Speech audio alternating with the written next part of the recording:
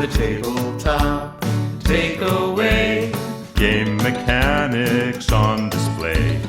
3 designers share the stage. Pick a genre and we'll play. The tabletop takeaway. Welcome back to the Tabletop Takeaway. I'm Ananda. I'm Charlie McCarran. And I'm Trevor Muller-Hagel. And today we're going to talk about Wing It, the game of extreme storytelling. Now, I guess should probably do a quick disclaimer that Charlie and I both know Molly Zeff, designer of the game, but I can assure you we have not been paid anything to do this. So, Wing It is a party game. It is a party game about solving ridiculous situations in ridiculous ways. Basically, each round, one person is the judge, similar to many party games, and the judge reveals a situation which players need to solve. For example, maybe you're being chased by polar bears, or maybe you're stuck in a chocolate fudge factory, or maybe you're stranded in rural Montana. And each player has 5 resource cards, which they can range from very mundane things like 96 crayons to quite fantastical things like an inexhaustible shaker of salt.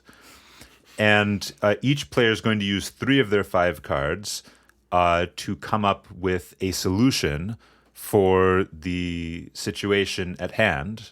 For example, in our most recent game, one scenario was there are a bunch of polar bears coming after us in Greenland, and my solution was to chuck a pancreas at them, use the inexhaustible shaker of salt to melt the ice, and then escape on my trained humpback whale.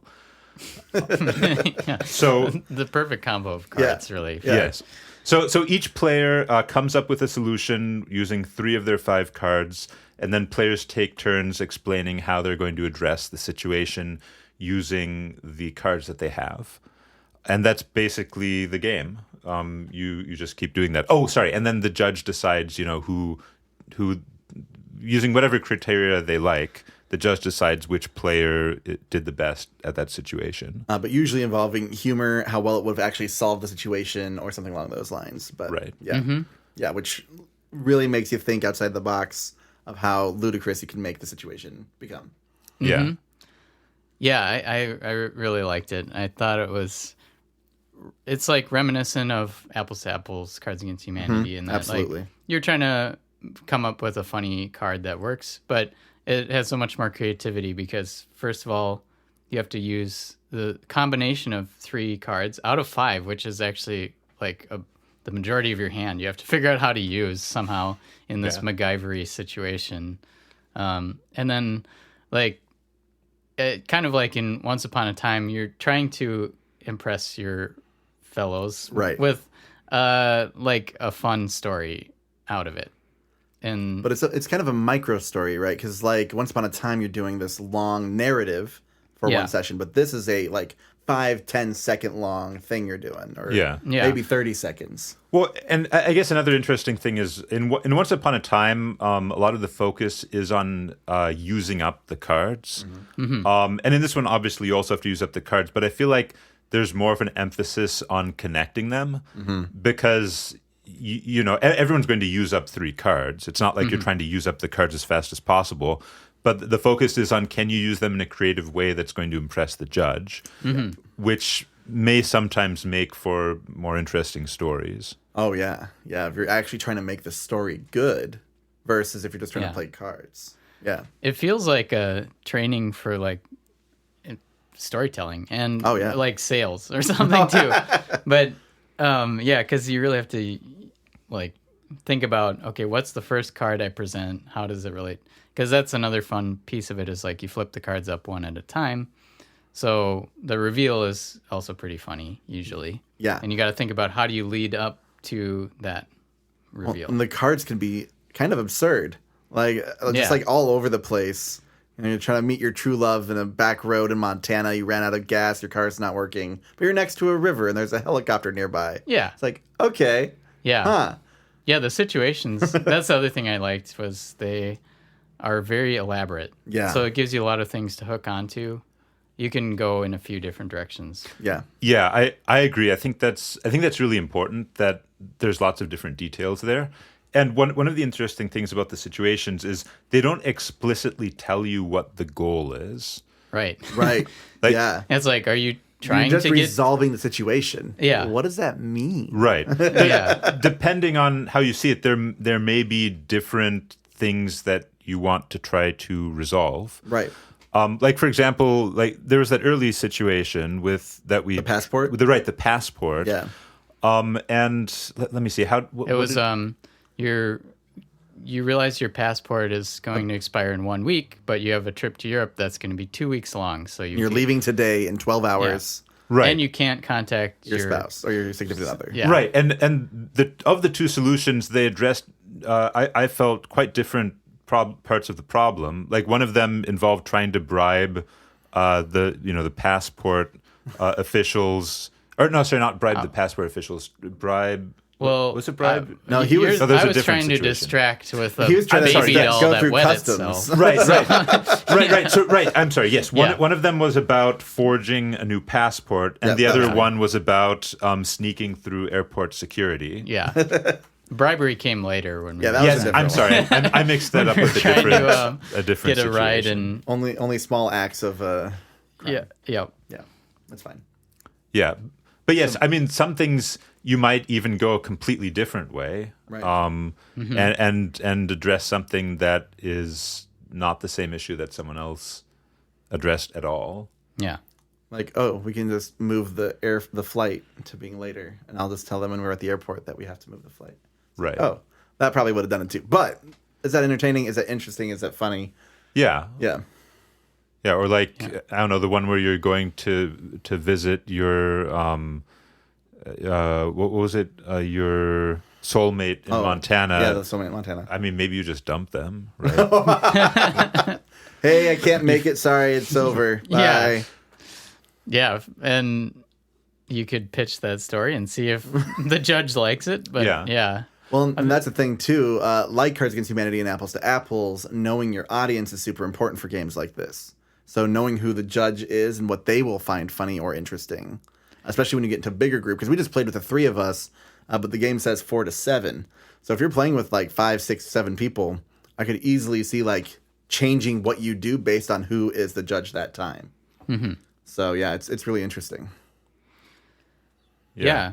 I think my takeaway is something I've thought about before with the game Snake Oil too, is using combinations of cards for creativity. And this game, you have to figure out how to use the 3 of the 5 cards in your hand.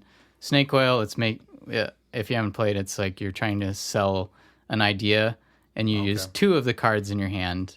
So it might be just like rocket sandwich or something. Just 2 random words. Right. And it has also a similar feel. But I love the idea that you just have to figure out what to do with a combo of 2 cards. And it makes a game endlessly replayable, too. Right. Oh, yeah, you could get the same cards, and it will be a different situation, you know? Yeah. Mm-hmm. Yeah.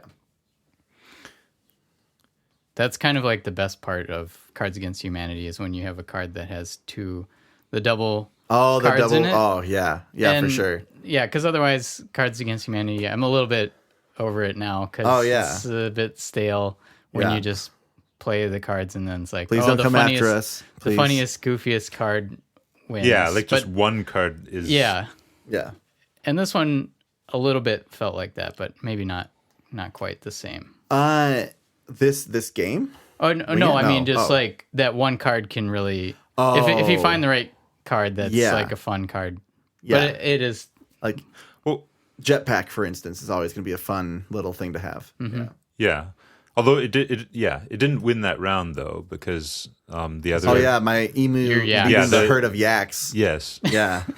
Yeah, like that definitely was good. Jetpack is super high utility, but not that entertaining, right? Right. It's just like, okay, this solves most situations. Probably. Get out with the jetpack. Yep. Now, I guess the rule book does have a variant where you can discard cards from your hand and redraw. We didn't play with that, and I think it's better that way because it really does force you to find uses for the cards in your hand. Well, and you don't know when you're going to have another card that can link with one of your old cards in a really weird or fun way. Right. So I think, having that kind of push to no, let's hold on to it for a turn or two. Like, I had the Hope Diamond as well, which I was excited to use, but never got to use it. I was like, darn it. I was holding on to the Pancreas and the Salt. I was hoping for some sort of Hannibal Lecter type situation. But, Yep. Man. So my takeaway with Wing It is that, having these options is a really good, having multiple cards in hand and then choosing multiple cards is a good way to create a lot of variance, like Charlie was saying. I really like that being able to kind of create your own answer. And even if, I have the same 3 cards that Charlie used last time, I'm going to have a different thing, even if it's the same situation. I could have a completely different way of connecting those cards together. And that just leaves room for a lot of creativity, which is really what the storytelling is about, is engaging your creativity. And so I think that's a really great way to do it, is just giving these prompts and then, okay, here's the positive spaces. Where's the negative? Where does that take you? What does that look like? And you can really start to imagine it more vividly. Yeah. I think my takeaway is probably just the importance of having multiple hooks and multiple ways to interpret the creative prompt for games that are based on creativity. If you compare it to say, I guess it's a little bit of a different situation, but apples to apples, the prompt is literally just one word, right? Mm-hmm. Which you can maybe interpret in a few different ways, but just having a situation where there are different things a person might focus on. And different ways to interpret what the goal is. Yeah, what is the situation here? Yeah, what is the situation? Yeah, how do I resolve? Right. I can't resolve all of this. Right, as opposed to explicitly telling people. I think that does a lot to help people come up with very different interpretations. Right. So I think just having a lot of hooks Mm-hmm. is important for a game based on creativity. Yeah, definitely. Yeah. Well, that's Wing It. And we will next time be talking about In This World.